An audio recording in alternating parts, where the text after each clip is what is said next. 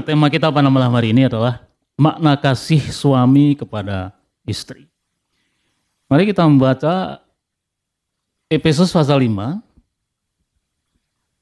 Efesus pasal 5 kita baca dari ayat 22 sampai dengan ayat 33. Efesus pasal 5 ayat 22 sampai dengan 33. Kasih Kristus adalah dasar hidup suami istri. Hai istri, tunduklah kepada suamimu seperti kepada Tuhan, karena suami adalah kepala istri sama seperti Kristus adalah kepala jemaat. Biarlah yang menyelamatkan tubuh. Karena itu sebagaimana jemaat tunduk kepada Kristus, demikian juga istri kepada suami dalam segala sesuatu. Hai suami, kasihilah istrimu sebagaimana Kristus telah mengasihi jemaat dan telah menyerahkan dirinya baginya, untuk menguduskannya, sesudah ia menyucikannya dengan memandikannya dengan air dan firman. Supaya dengan demikian, ia menempatkan jemaat di hadapan dirinya dengan cemerlang, tanpa cacat atau kerut, atau yang serupa itu, tetapi supaya jemaat kudus dan tidak bercela. Demikian juga, suami harus mengasihi istrinya sama seperti tubuhnya sendiri. Siapa yang mengasihi istrinya, mengasihi dirinya sendiri. Sebab tidak pernah orang membenci tubuhnya sendiri, tetapi mengasuhnya dan merawatnya sama seperti Kristus terhadap jemaat. Karena kita adalah anggota tubuhnya. Sebab itu laki-laki akan meninggalkan ayahnya dan ibunya dan bersatu dengan istrinya, sehingga keduanya menjadi satu daging. Rahasia ini besar, tetapi yang aku maksudkan ialah hubungan Kristus dan jemaat. Bagaimanapun juga, bagi kamu masing-masing berlaku, kasihilah istrimu seperti dirimu sendiri, dan istri hendaklah menghormati suaminya. Kalau kita bicara tentang apa sih kasih, kita tidak hanya bicara tentang istilah kasih di dalam Alkitab. Memang pada intinya apakah itu kasih agape, apakah itu kasih storge, apakah itu filia, ataupun kasih yang bersifat cinta, pada dasarnya adalah sama, ialah memberi, berkorban, mendahulukan. Katakanlah misalnya kasih filia, kasih persaudaraan. Kasih itu pun merupakan ungkapan bahwa sesamaku itu adalah bahagian hidupku. Itulah inti kasih filia. Demikian juga dengan kasih. Katakanlah misalnya aku mengasihi Indonesia, aku cinta Indonesia. Itu berarti bahwa diriku dengan Indonesia itu satu, bukan sesuatu yang berbeda. Oleh karena itu, memang agape tidak ada yang bersifat seksual. Tapi semua intinya sama. Entah itu agape, entah itu filia, entah itu stergo, entah itu erao atau eros, sama sebetulnya pada intinya. Ialah berkorban, memberi, mendahulukan yang lain. Nah, kalau kita bicara tentang kasih suami kepada istri, kenapa Paulus begitu menekankan kepada jemaat di Efesus? Kita harus juga melihat bagaimana konteks kehidupan jemaat masyarakat Efesus pada waktu itu. Kota Efesus sebetulnya tidak banyak berbeda dengan kota Korintus yang memiliki dewi seksual. Kalau di Efesus itu dewi, kalau di Korintus itu dewa. Tapi pada prinsipnya, nilai perkawinan atau nilai kehidupan seksual itu selalu dikaitkan dengan kehidupan ibadah kepada dewa-dewa.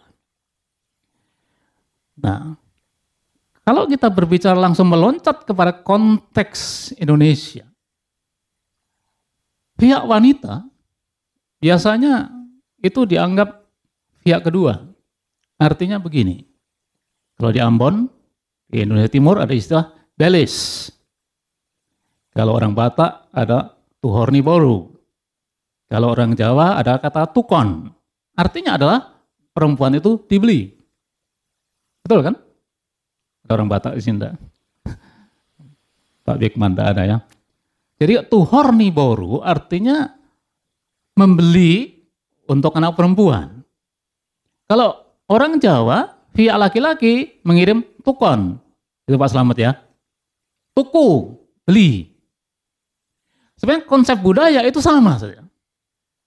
Sehingga dengan konsep budaya tukon, tuhorniboru, belis, atau orang kalau di Minahasa itu antar harta, pada dasarnya adalah nilai wanita itu identik sama dengan barang yang diberikan.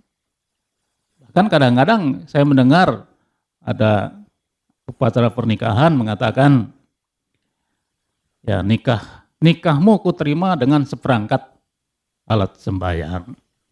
Barangkali alat sembahyang itu beli di Tanah Abang hanya 25.000. Jadi nilai wanita itu cuma 25.000. Bagaimana mungkin seorang yang membeli barang dengan harga 25.000 bisa mengasihi betul-betul?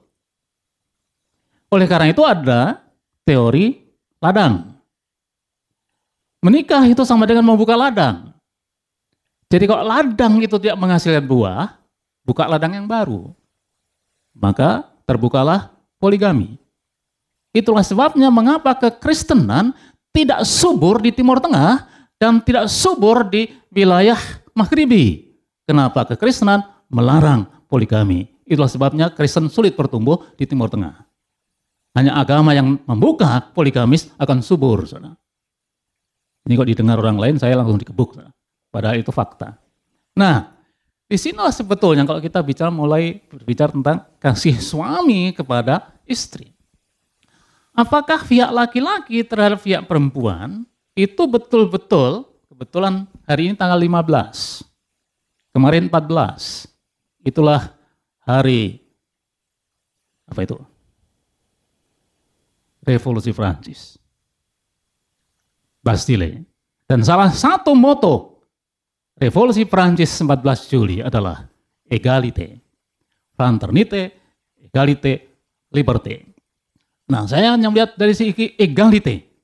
Égalité itu adalah kesetaraan. Itulah perjuangan Revolusi Prancis. Tapi sebetulnya Alkitab sudah mengajarkan begitu rupa bahwa laki-laki dan perempuan itu egal dalam kesetaraan. Maka mengapa Paulus di dalam surat Efesus pasal 5 ini juga mengutip konsep pernikahan di dalam Kejadian pasal 2 ayat 23-24 seperti yang dia tulis di dalam ayat 31. Sebab itu laki-laki akan meninggalkan ayahnya dan ibunya dan bersatu dengan istrinya sehingga keduanya menjadi satu daging. Tapi sebelum itu, kalau kita membaca Kejadian pasal 2, sebelum sampai kepada ayat 24, apa yang dikatakan oleh Adam di dalam ayat 23. Dalam Kejadian 2 ayat 23. Adam atau laki-laki itu atau manusia itu mengatakan, inilah dia, tulang dari tulangku dan daging dari dagingku. Pernyataan ini sebetulnya merupakan pernyataan yang bersifat equality. Bahwa Adam memulai pertemuan dengan sesamanya itu dalam status bukan atas bawah, bukan pembesar dan anak buah, bukan bos dengan anak buah, tetapi dalam kesetaraan. Inilah dia. Dari sini sebetulnya titik berangkat bicara tentang kasih. Mengapa saya katakan itu satu egalitas? Ketika Adam mengatakan inilah dia, itu menunjukkan bahwa Adam menyambut kedatangan perempuan itu dengan penuh antusias.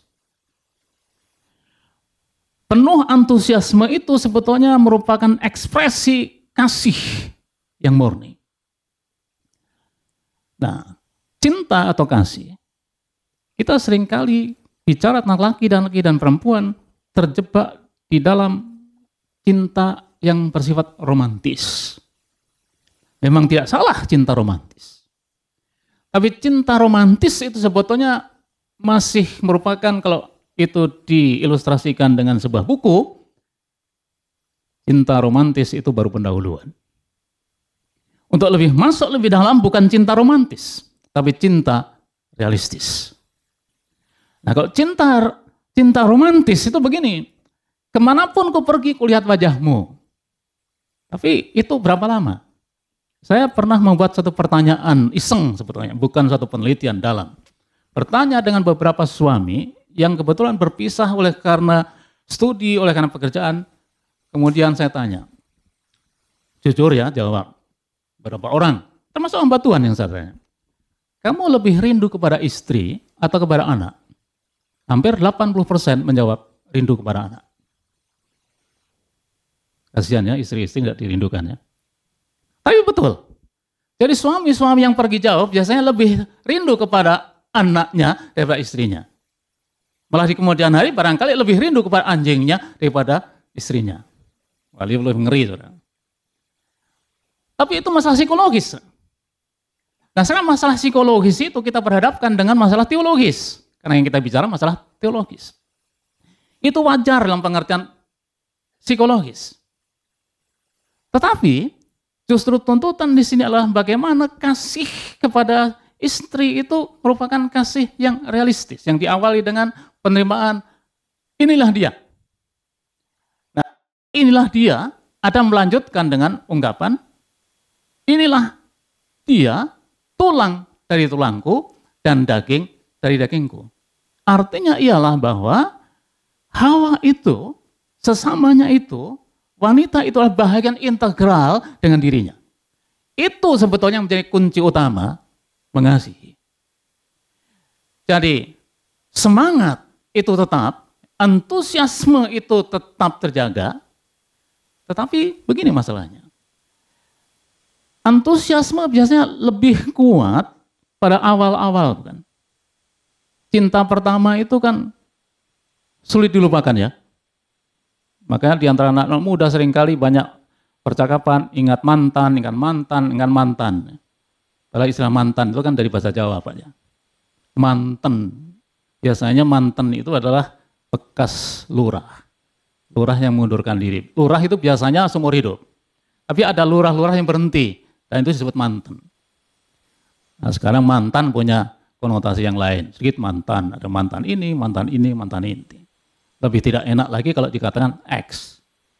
XPKI lebih susah lagi. Nah, dengan ungkapan inilah dia, sejauh mana kita mampu mempertahankan pernyataan inilah dia itu. Nah, kalau itu dibandingkan dengan apa yang dikatakan oleh Paulus mulai dari ayat 22 tentang bagaimana suami adalah kepala, istri sama seperti Kristus adalah kepala jemaat, dialah yang menyelamatkan tubuh, karena itu sebagaimana jemaat tunduk kepada Kristus, demikian istri kepada suami dalam segala sesuatu. Hai suami, ya, sebelum dikatakan hai suami, sebagaimana Kristus telah mengasihi jemaat dan telah menyerahkan diri baginya untuk menguduskannya dan seterusnya, maka yang menjadi kriteria itu adalah Kristus. Nah, kalau Adam bertemu dengan Hawa, menyatakan inilah dia. Lalu apakah bobot itu sama dengan ketika Tuhan menciptakan Adam? Ini masalah teologis. Justru di sini sebetulnya dasarnya bahwa Adam itu diciptakan oleh Allah menurut gambar dan rupa Allah. Jadi manusia itu adalah the image of God, gambar Allah. Kemudian kita bertanya, kalau manusia itu adalah gambar dan rupa Allah, lalu di mana gambar dan rupa manusia? Ini bukan sekedar bolak-balik, tetapi satu pertanyaan teologis yang mendasar. Kalau manusia itu ada, kalau Adam itu gambar dan rupa Allah, Adam dan Hawa itu gambar dan rupa Allah, lalu di manakah gambar dan rupa manusia? Itu terjawab di dalam pasal 2, pasal 1 ayat 26-27. Ketika Tuhan berfirman, marilah kita menciptakan manusia yang sesuai gambar dan rupa kita. Jadi, image manusia rancang bangun manusia itu ada di dalam diri Allah. Dan itulah yang menjadi sumber kasih. Jadi bukan hanya sekedar kasih yang bersifat tadi saya katakan bahwa dalam pengalaman hidup manusia, memang manusia itu sifat kasihnya itu selalu eksklusif. Sulit manusia itu untuk mengekspresikan, mendemonstrasikan kasih yang bersifat inklusif. Siapa yang paling saya kasihi? Saya mengasihi keluarga saya mengasihi suku saya mengasihi pekerjaan saya mengasihi gereja saya, dan semua ada kaitannya dengan saya. Saya lebih senang dengan doktrin saya. Itu kan sama dengan saya mencintai doktrin saya, itu dan seterusnya. Jadi orientasinya itu kepada saya, itu bersifat eksklusif, dan itu manusia. Memang manusia itu selalu bersifat pada diri sendiri. Tapi keakuan manusia itulah keakuan yang tercemar. Dan keakuan manusia itu bukan hanya keakuan yang tercemar. Tapi manusia itu kalau jujur, ya, aku itu sebetulnya adalah hasil dari mereka. Ketunggalan manusia itulah hasil kemajemukan manusia. Mengerti ya Bapak sekalian? Saya ini tunggal, aku. Tapi aku ini ada oleh karena ada yang majemuk. Ialah Bapak dan Ibu saya. Karena ada mereka, maka ada aku. Beda dengan ketika Musa bertanya, ketika melihat api di semak belukar, ia tidak tahu. Dan sabdanya mengatakan, aku adalah aku. Kenapa? Karena aku ini tidak pernah diciptakan. Karena aku yang berfirman kepada Musa, itulah aku yang absolut. Aku yang absolut, sumber dari segala aku. Beda dengan aku manusia. Tetapi kemudian kalau itu kita hubungkan dengan kasihku, ketika Tuhan mengatakan kasih Tuhan dan kasihku manusia, beda kualitasnya. Kasihku adalah kasih psikologis. Kasihnya adalah kasih teologis. Itu punya kualitas yang berbeda. Nah, sekarang tuntutan kepada suami adalah supaya kasihku yang psikologis itu sekarang ditingkatkan kualitasnya sama seperti dengan kasihku yang absolut itu. Itulah kunci. Bang enak dibicarakan. Tapi perjuangan untuk situ membutuhkan perjuangan yang sangat besar. Baik penyerahan diri kepada Dia yang mengatakan aku adalah aku, sumber kasih yang absolut itu, untuk mempraktekkan kasihnya itu, menyalurkan kasihnya itu melalui kasih suami. Nah, justru disinilah kita belajar bagaimana kasihnya, kasih yang absolut itu, kasih Allah itu mengasihi manusia yang tidak layak dikasihi. Manusia berdosa. Tapi Yohanes dengan jujur menulis dalam pasal 3 ayat 16. Karena demikian Allah mengasihi dunia ini. Dunia yang suci, tidak ada dunia suci. Jangan dipikir kita semakin suci, semakin dikasihi Tuhan. Tidak, saudara. Secara fundamental tidak. Karena tidak ada dunia yang suci. Apakah karena kebenaran dunia? Tidak ada yang benar, seorang pun tidak. Roma 3:10. Tidak ada yang benar, tidak ada yang suci, dan seterusnya yang tidak memenuhi kriteria ilahi itu yang dikasihi. Nah, kualitas kasih seperti itulah yang dituntut para suami. Mungkin tidak. Secara psikologis, tidak mungkin. Disinilah kita harus membedakan antara psikologi dan teologi. Sama dengan soal maaf. Orang psikologi mengatakan, bagaimana mungkin memaafkan itu melupakan? Betul, itulah pengalaman manusia. Tapi saat teologi, sebaliknya. Forgive, itu forget. Forgive, mengampuni, permainan kata kita bisa mengatakan, untuk mendapatkan, forget, harus forgive. Untuk mendapatkan kembali, harus memberi. Dan itulah kasih. Nah, itu berarti bahwa apakah suami itu selalu mendapatkan seorang istri yang ideal? Seperti apa sih istri yang ideal? Saya pernah diminta memberikan ceramah kepada para mahasiswa teologi. Judulnya adalah Teman Hidup yang Ideal bagi Hamba Tuhan. Hebat sekali judulnya. Kemudian saya awali dengan pertanyaan. Saudara minta saya mencari teman hidup yang ideal bagi hamba Tuhan. Saya ingin tanya, kalian ideal enggak? Orang yang paling ideal maju ke depan. Untung jujur semua. Saudara. Kok ada yang tidak jujur pasti maju ke depan. Saya yakin yang maju ke depan pasti tidak jujur. Tidak ada manusia yang ideal. Tidak ada istri yang ideal. Justru karena yang tidak ideal itu, maka referensinya adalah kasih, bukan kasih psikologis, tapi kasih teologis. Artinya adalah kasih Allah. Bagaimana mungkin manusia mengalami kasih Allah? Mungkin. Kenapa? Karena dasarnya adalah manusia itu adalah gambar dan rupa Allah. Dan karena manusia itu gambar dan rupa Allah, lalu kapan manusia yang berdosa, yang tidak suci, yang tidak benar itu mengalami pemulihan relasi dengan Allah? Itu kuncinya. Orang bisa mengatakan, terima Kristus secara pribadi, lahir baru, bertobat, dibenarkan, dan seterusnya. Itu istilah-istilah yang Alkitab pakai.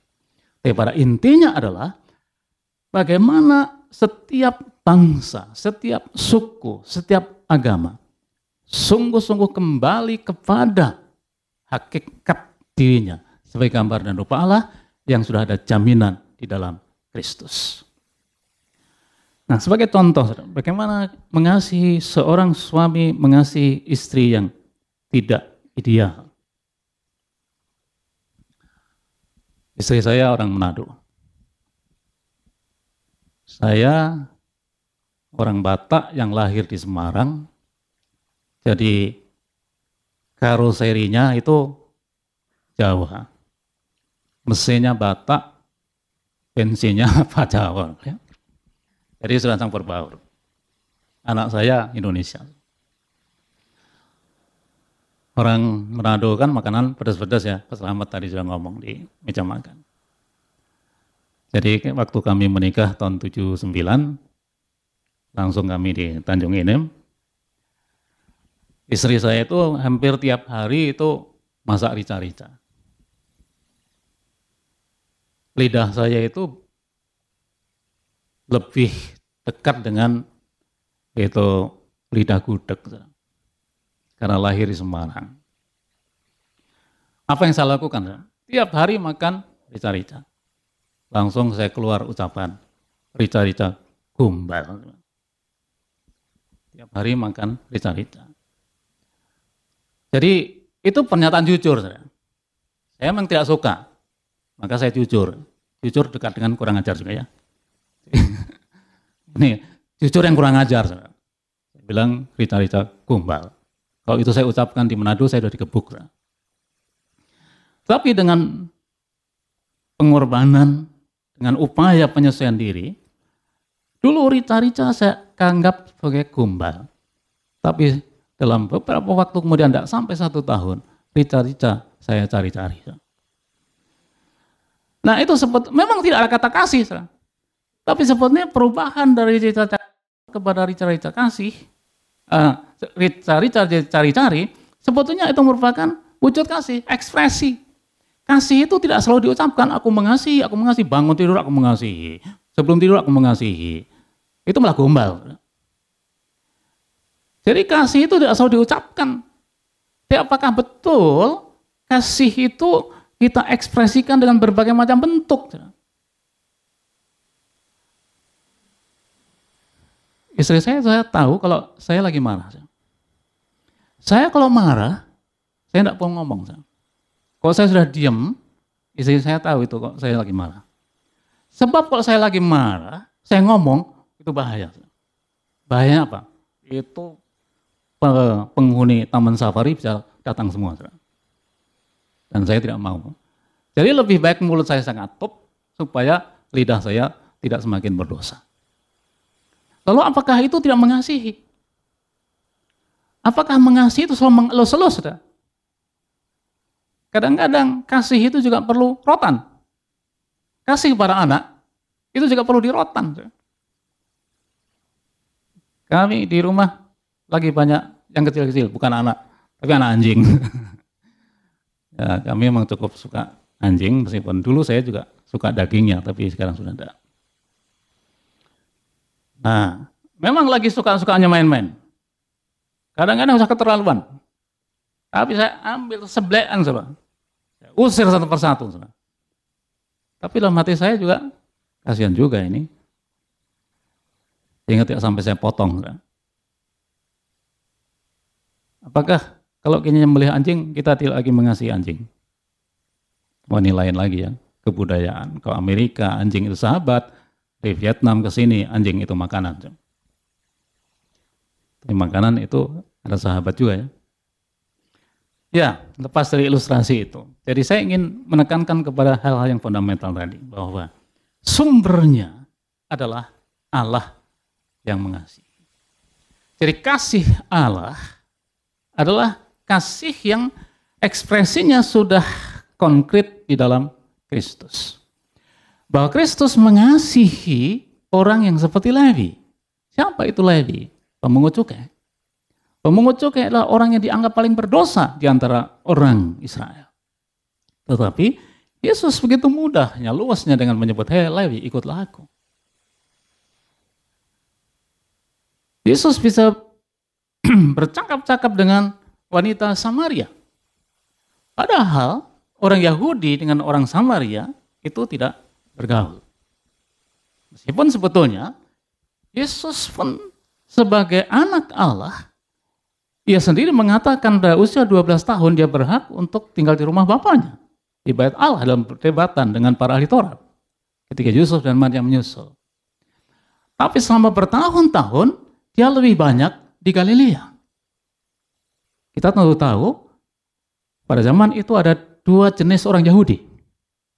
Orang Yahudi yang tinggal di Yehuda dan orang Yahudi yang tinggal di Galilea. Orang Yahudi yang tinggal di Galilea itu adalah ketika Herodes Agung menempatkan orang-orang Yahudi di Galilea. Dan orang Yahudi di Galilea itu dianggap orang yang tidak tahu adat, yang tidak tahu tradisi. Orang Yahudi yang di selatan itu menganggap lebih rendah kepada orang Yahudi yang di Galilea. Tapi Yesus justru bertahun-tahun berada di situ, 30 tahun dan 3,5 tahun pelayanan di tempat yang orang anggap rendah secara sosial. Tapi sebetulnya Galilea bukan hanya rendah, penghuninya bukan hanya rendah secara sosial. Tapi tanah Galilea memang betul-betul rendah. Kita tahu bahwa Danau Galilea saja itu ketinggiannya 210 meter di bawah permukaan laut. Jadi kalau ada bom nuklir misalnya menjebol itu pantai barat, habis itu Galilea. Karena aliran laut seluruh akan masuk ke situ dan mengenangi seluruh tanah Kanaan sampai ke Laut Mati. Laut Mati 400 meter di bawah permukaan laut. Galilea 110. Tanah Galilea rata-rata 200 meter di bawah permukaan laut. Jadi masih lebih bawah dari ini, Jalan Salemba. Jalan Salemba kira-kira berapa? 10 meter di atas permukaan laut atau 2 meter di atas permukaan laut. Tapi Galilea itu 200 meter di bawah permukaan laut.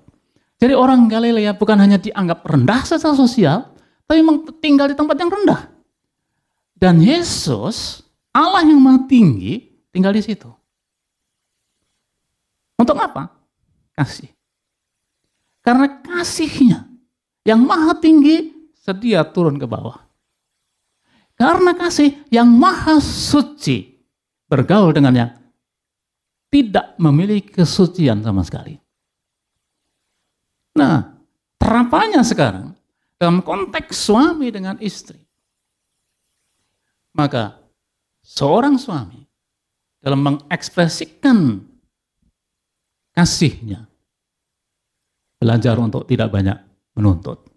Saya sebagai manusia, meskipun tidak saya ucapkan, tentu saya juga punya tuntutan tertentu. Tapi tuntutan tertentu itu banyak yang tidak terwujud. Tapi justru disitulah kita belajar melatih menerima istri sebagaimana adanya. Karena kasih Allah itu, sekali lagi saya katakan, Allah kasih yang realistis. Coba kita bayangkan, perjalanan sejarah gereja bukan perjalanan yang mulus-mulus, yang penuh dengan kebahagiaan, yang penuh dengan panorama yang indah-indah. Tidak. Kebetulan saya banyak belajar sejarah gereja. Bayangkan, dari abad ke-5 sampai abad 15, gereja betul-betul hidup dalam mempermalukan Tuhan. Catatan sejarah mengatakan 1000 tahun masa kegelapan. Tapi kenapa gereja masih ada sampai hari ini? Kalau bukan karena kasih Tuhan yang begitu ajaib. Memang gereja pernah berjaya. Sejarahnya pun masih terwarisi sampai hari ini. Ketika Alexander ke-6, sekitar tahun 1594, membagi dunia menjadi dua. Dunia yang dikuasai Spanyol dan dunia yang dikuasai oleh Portugis.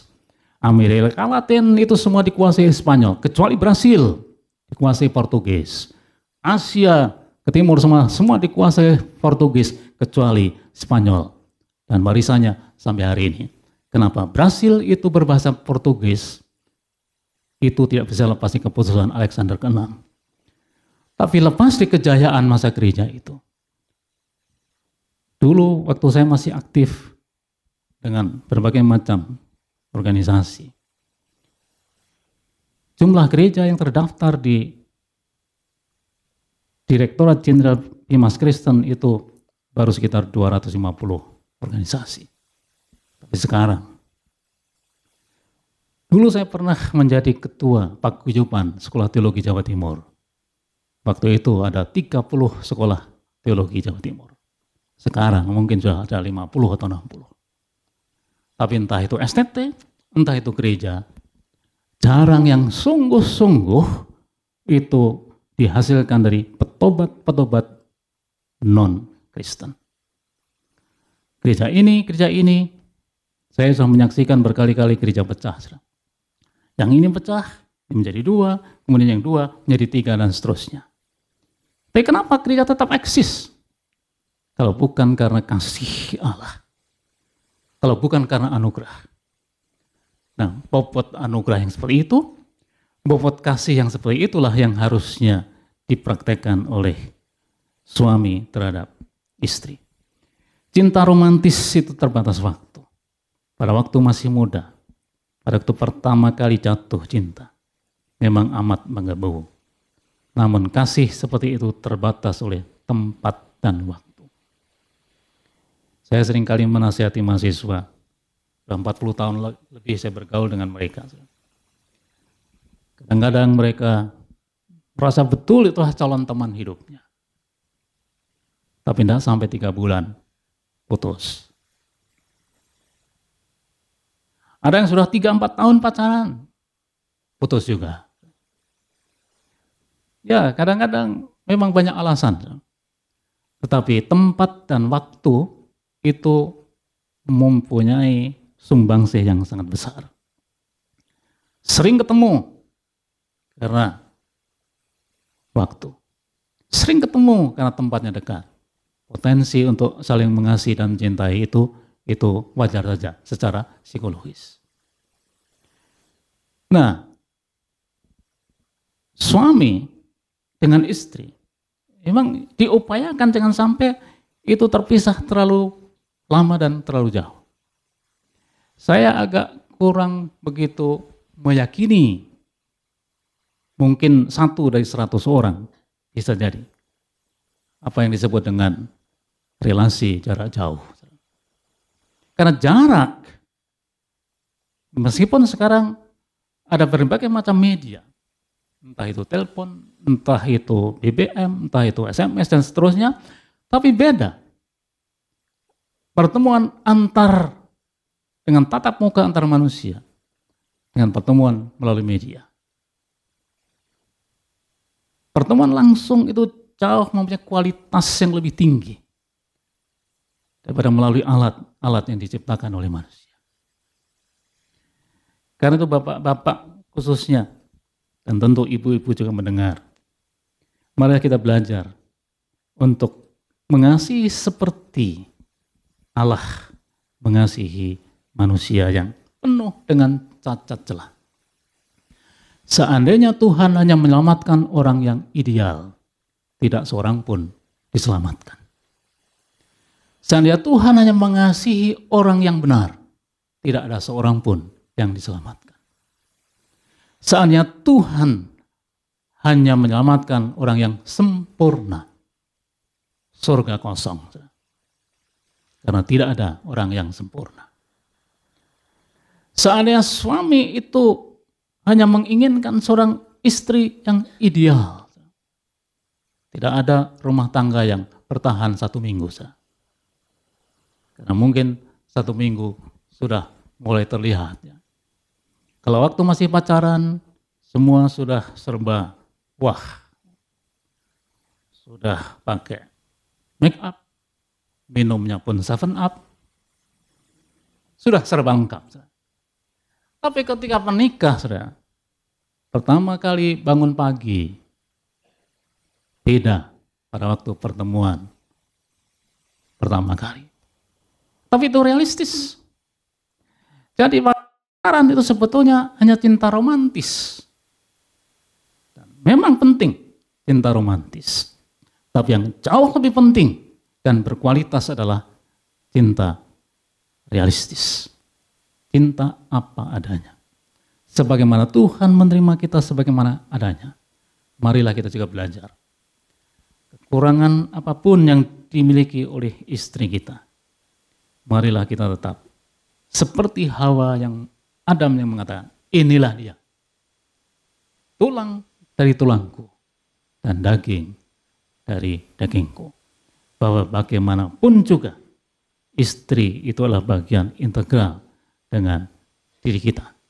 Maka Paulus mengatakan tidak ada yang tidak mengasihi dirinya sendiri. Dan inilah tuntutan seorang suami terhadap istrinya. Bagaimanapun juga, istilah ini sangat penting dalam bagian akhir ayat 33. Bagaimanapun juga, bagi kamu masing-masing berlaku, kasihilah istrimu seperti dirimu sendiri, dan istri hendaklah menghormati suaminya. Istilah bagaimanapun juga, ini sangat penting. Bagaimanapun juga, dengan berbagai macam kekurangan, dengan berbagai macam tuntutan yang tak terpenuhi dari keinginan kita. Bagi kita masing-masing berlaku, kasihilah istrimu seperti dirimu sendiri. Mari kita berdoa.